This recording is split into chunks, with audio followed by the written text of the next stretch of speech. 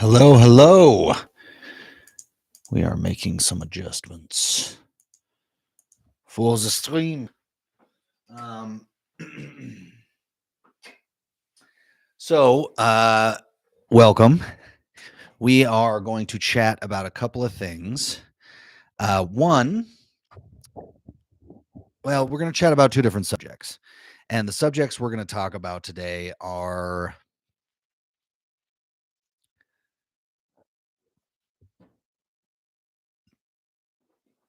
turning suffering into joy, which, tough subject, tough thing. Most of us have suffered and will probably suffer again. But figuring that out and how to navigate that is huge. The other subject we're going to cover today is critical mass. The concept of reaching critical mass where it's a point of no return. The collective of us has raised our vibration to a point where the evolution of humanity will take care of itself. I think we're getting closer and closer to that. And I'm going to talk about a few things about how we individually can make those changes in a big way. First things first. I'm actually going to switch this a little. Let's see here.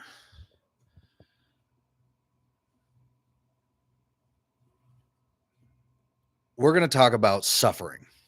And suffering is something that if we can't do anything with, then kind of what's the point of life, really? It's just hell. That's it. You're just here to suffer. You're just here to rot. Like, that sounds pretty crappy. So, how to turn suffering into joy. The first thing is you have to realize what it is you're suffering from. And a lot of the times that's really easy to identify outside of the body.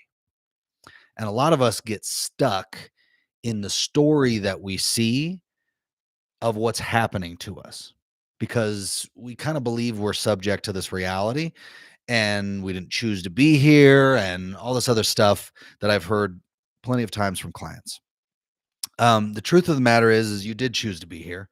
And what's happening outside of you, they're starting to prove with physics and explain a lot more and more with theoretical physics and quantum mechanics, is that in quantum mechanics, they have this wonderful saying that says, if you didn't exist in this world wouldn't exist. So if anybody ever told you the world doesn't revolve around you, it absolutely does. And what that means is that at a quantum level, the smallest little particles of you, the smallest little functions inside of yourself are always working. They're always emitting. And I like to look at it from a cellular perspective. Your cells are always emitting a frequency. And depending on the decisions we've made on an emotional level, depends on what type of frequency you have chosen to store inside of your body. Now, positive emotions are easy, right? We don't necessarily store those. We allow those to flow freely, and it makes it easier for us to experience those. The problem really is with negative emotion. As with suffering, that's how we need to understand it. With suffering, we only suffer in this life, no matter what it is, because usually we'll experience something that's traumatic, right? And the thing that's traumatic will affect us on an emotional level to the point so badly that we don't want to feel that any longer. So what we will do is we will switch from feeling the emotion, which trauma forces you into it. You are feeling it. You are experiencing it. There's no way out of it. We immediately tell ourselves this is bad, this is wrong, this is not good, and we will exit the body. At least the bottom half of the body, the bottom 90% of the body, which is where you feel everything in your heart and in your gut. And we will exit to our head where no emotion exists. You literally can't feel in your brain. You cannot. There are no proprioceptors. You cannot. You take a chunk out of there, no feeling. Okay.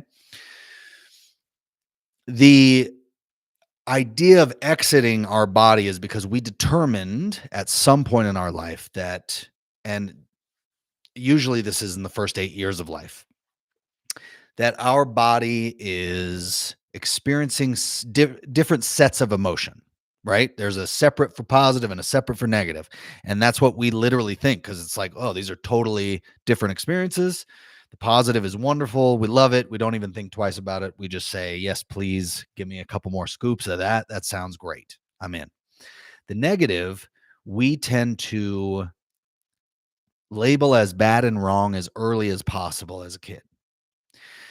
And the problem is, unless you have somebody, which if you do, God bless you, because if you have somebody that told you it's okay to feel like crap and really coached you through that as a kid, hopefully, I mean, normally that would be your parents, but I think the majority of us did not have that.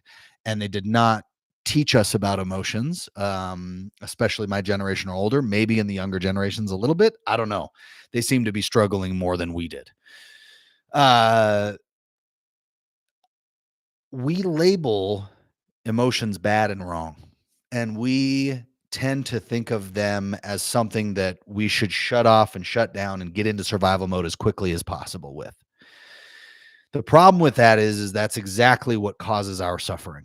That's what causes us to go into survival mode and stay there for the majority of the time. Now, if we go there, that means that we're repressing or depressing, getting depressed, and disconnecting from our emotional system. Now, we think we're doing it just on a negative emotional level, which seems like a good idea, but I promise you it's not because your body doesn't see good and bad, right and wrong. Your brain is doing that. You're training your brain to say, whoop, uh, this is not good. So please, don't like the feel.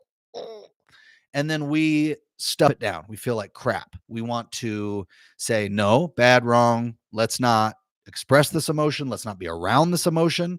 Because we've all had those moments where we have an emotional mechanism that we know we have. We just don't talk about it as much in our society as we should. And that's where we actually feel and can judge the frequencies of things going on, right? Experiences, people, right? We go walk into a room and judge the vibe of a room. Love it or don't love it. We know pretty quickly, right? Meet a new person. We either like the vibe or we don't almost immediately, right? Now, that's your emotional mechanism, okay? That's your emotional system. And it has both positive and negative. And it sees them, your body sees them both as valuable until you make the determination or the judgment from up here that it is bad or wrong on the negative end. Now, here's the problem with that. You do not have a separate system for negative and a separate system for positive.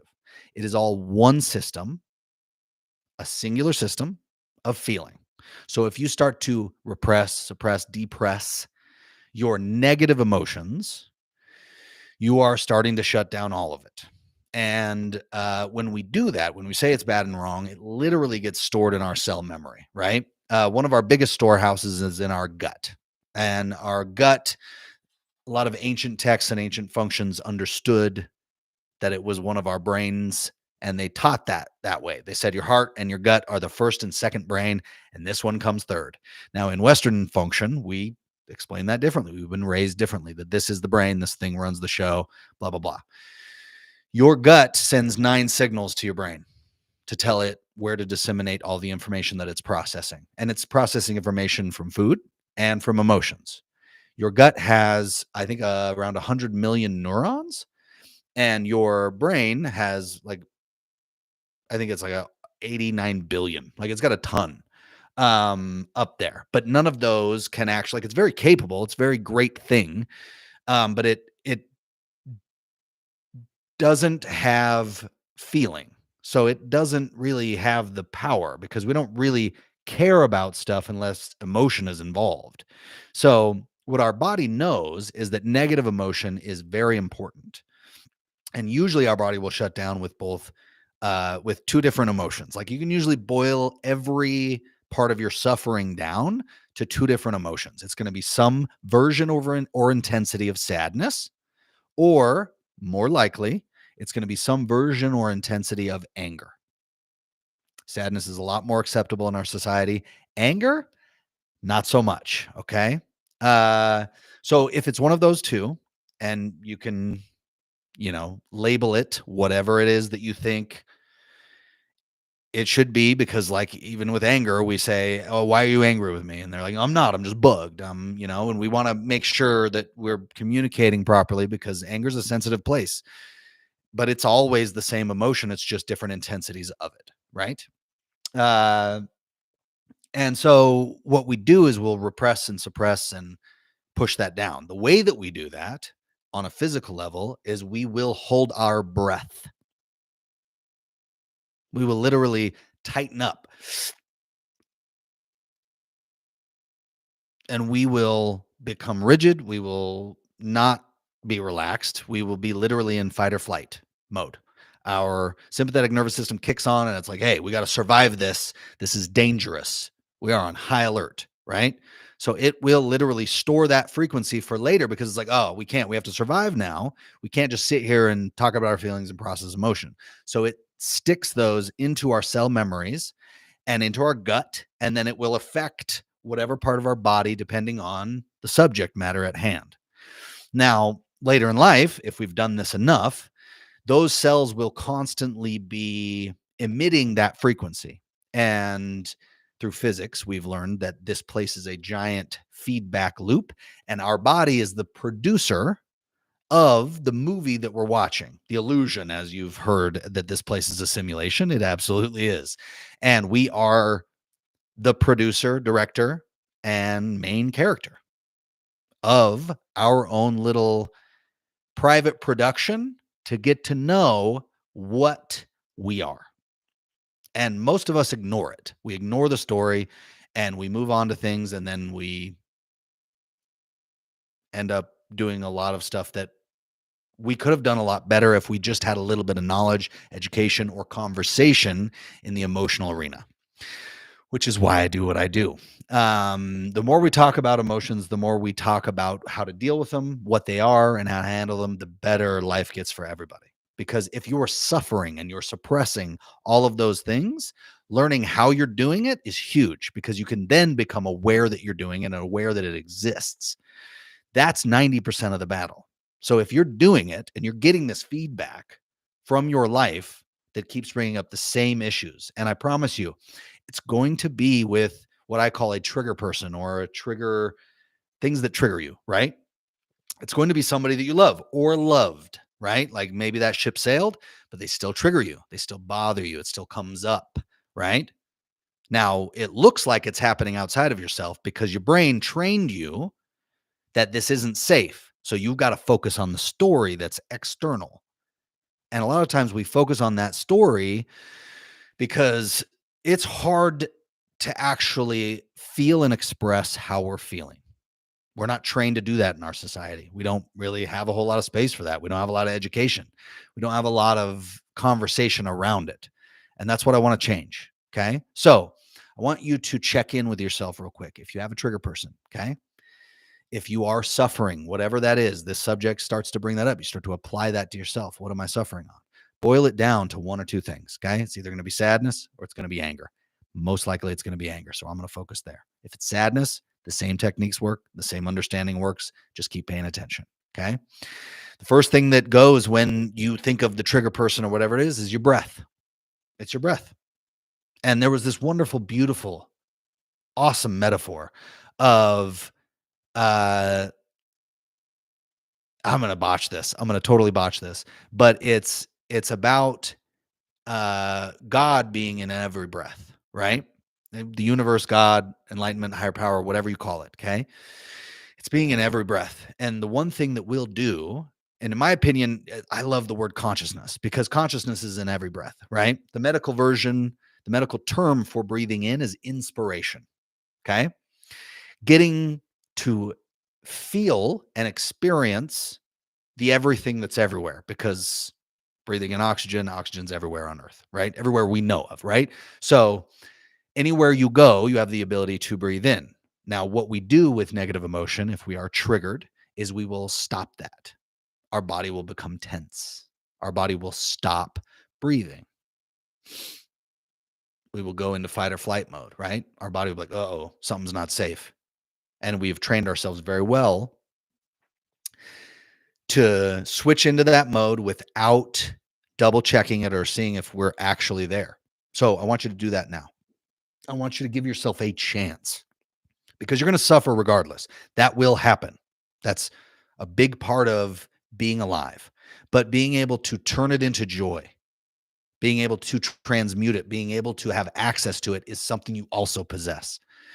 So stay with it for a second and realize what you're doing. And let's start to do the opposite and keep it as simple as possible.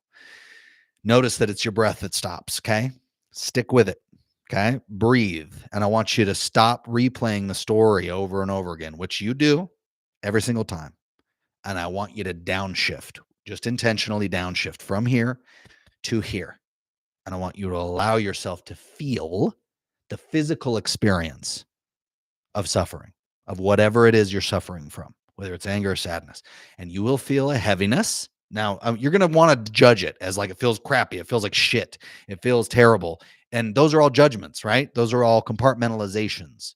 Those aren't actually descriptions of what it feels like. Now, this is really a difficult thing for people. It's a really tough thing for people to wrap their mind around because we don't do it. We don't talk about expressing or describing how an emotion physically feels. But I promise you, emotions are a physical thing, and you need to give your body time to feel them in order to express them.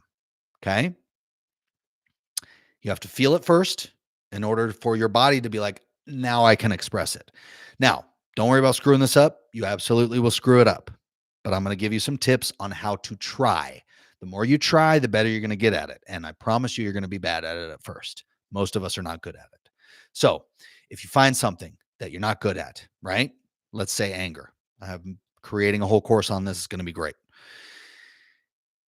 Notice the tension in your body and notice that the tension makes it hard to breathe, makes it hard to chill, to rest and digest, to be in your alive and functioning self.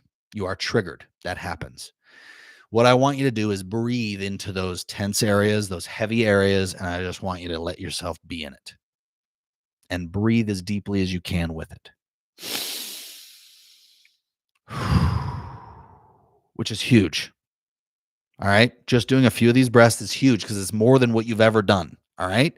So give yourself that time. All right.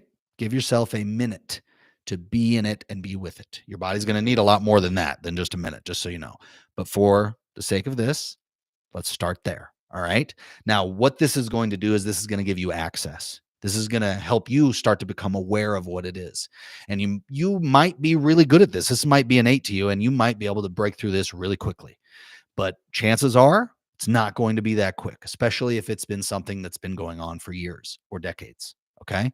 So you need to understand that if you've been doing this since you were a kid, that's a lot of years. And you probably have been. So give yourself, if you've got access to it now, give yourself some time to repattern, to change how you interact with your negative emotion, with your anger, your sadness, and give yourself the room to try to express it. Don't expect yourself to be good at it, but definitely try.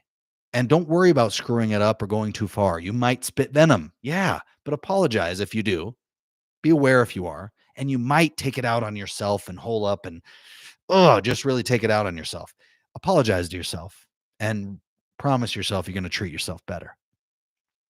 Now, what's cool about this is instead of storing negative frequency inside of your physical cells, you are going to then start to clean them out. Okay. Breathing does a lot of really cool things, and processing emotion is the basics. All right.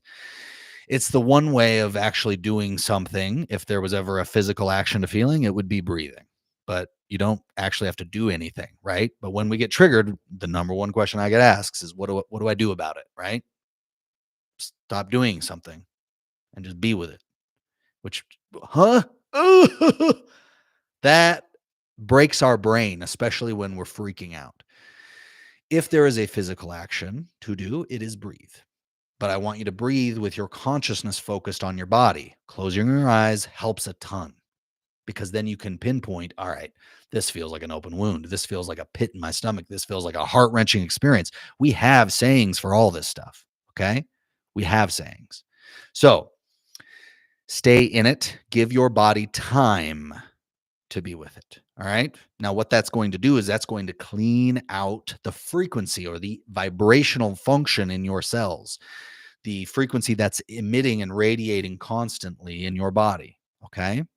Which then leads us into our next subject, critical mass.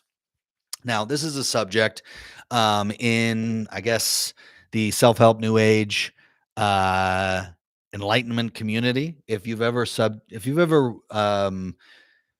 any ancient cultures, there's a lot of different texts and manuscripts and things like that that actually talk about us being one. And there's a lot of new scientific uh data and studies. One of my favorite is a subject called morphic resonance, where with morphic resonance, they kind of learned this. One of my favorite examples is the rat, like they did it with rats. Every species is connected on a frequency level, and it knows no time or space. So every rat they've found out and proven is connected all over the earth. Okay. And they did this by testing rat poison. Now, rats will develop immunity to rat poison, and they have to constantly switch it and change it. And they were like, okay, how quickly does this happen? And is this for everybody?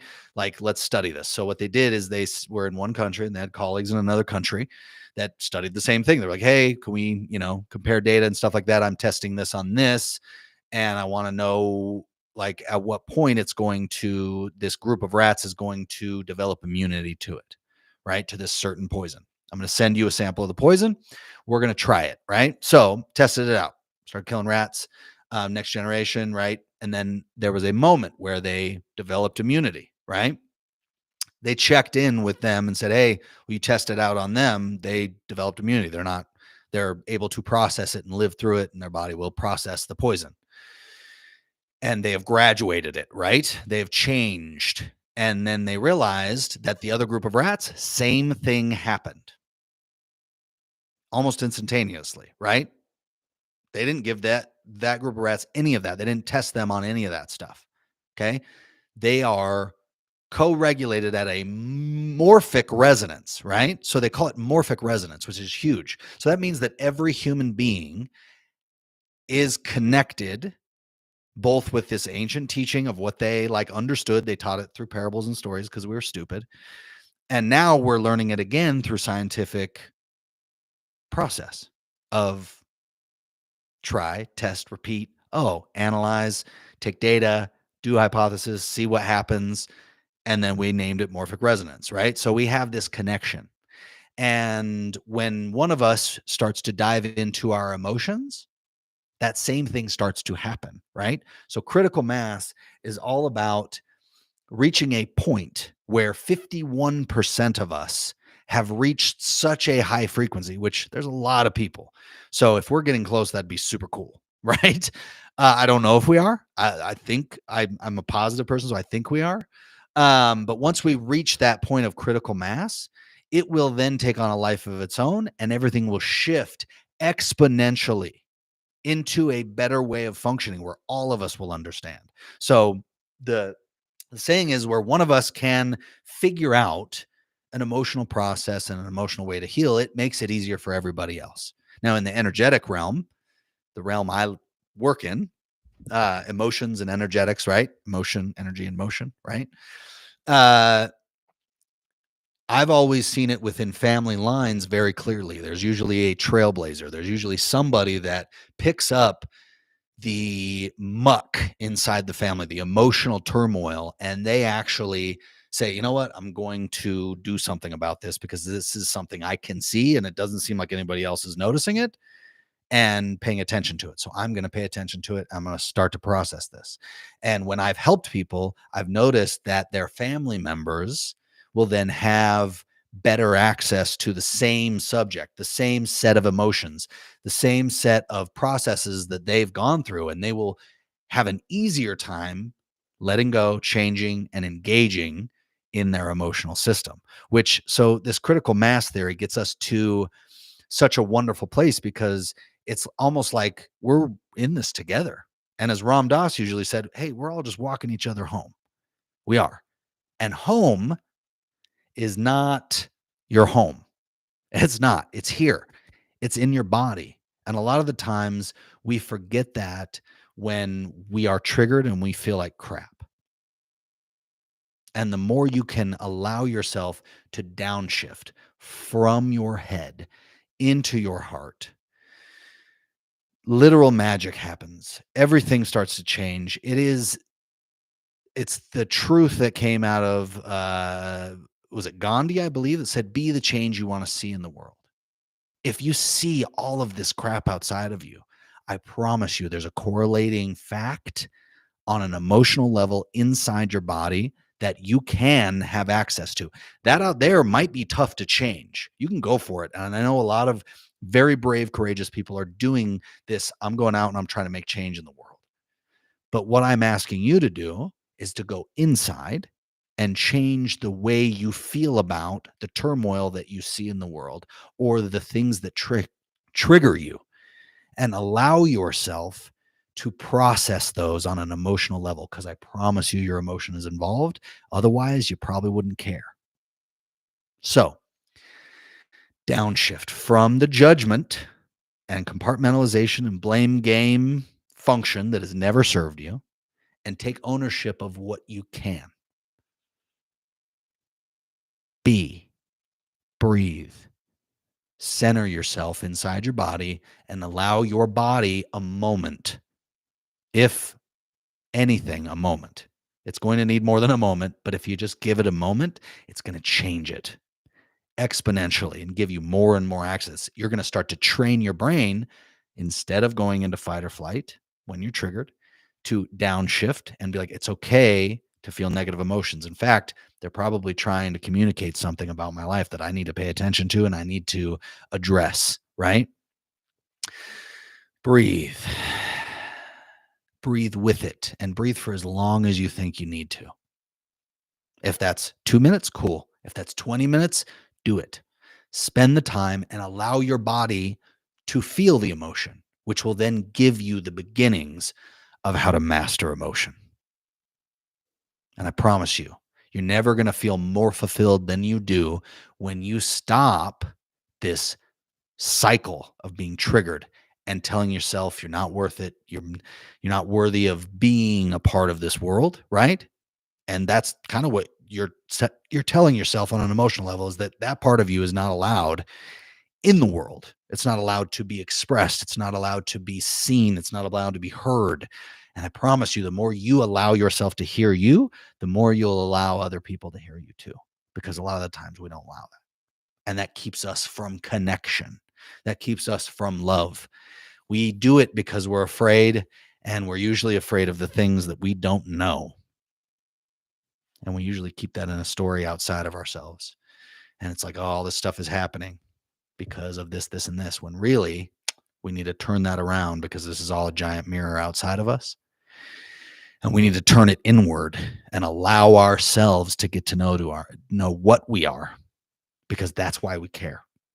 And the more you get to know what you are, pay attention to it, love it, because attention is the most simple form of love. And if you just pay attention to it, you're literally doing such a wonderfully loving thing. Even though it might not feel wonderful at first, it's going to feel pretty crappy. So let yourself feel it, let yourself be in it, and let yourself allow yourself some time to process it, and then be diligent in catching yourself every time you go back into that old cycle, right? Of repressing what you are and pushing down how you feel and what's going on internally, right? And then give yourself a minute to express it, to feel it. And then what's fun about this is, because it's not going to feel fun at first. What's fun about this is as you break through that barrier that you've put of like, this is the level and I'm going to keep everything below this. Anything above this is okay. Everything below this is not okay. But as you open that up and you allow it all to be good and okay and wonderful, the more you will have access to your negative emotions, which then means they don't have to rule you. And you can spend more time in joy, which also raises the frequency of all of us on a morphic resonance level. Okay. So breathe, pay attention, stop getting distracted by the story outside of yourself, and start paying attention to what you really are and why you really care about the story in the first place. And I promise you, you're going to make breakthroughs. And if you have questions about any of this stuff, please throw it in the chat, throw it in the comments. I will answer them. I will. And if it's a big, wonderful subject, I'm going to put it on the next live video. So let me know what you think. If this helped, please like, subscribe, share this with somebody that needs to hear it, that might have never even considered this as a thing, these subjects in general. But I promise you, your suffering's not for nothing. It's not. It's for something, and it's important. So please pay attention, and please start loving yourself more. I'm going to do it too, because I'm also human, and I also suffer. So thank you for listening.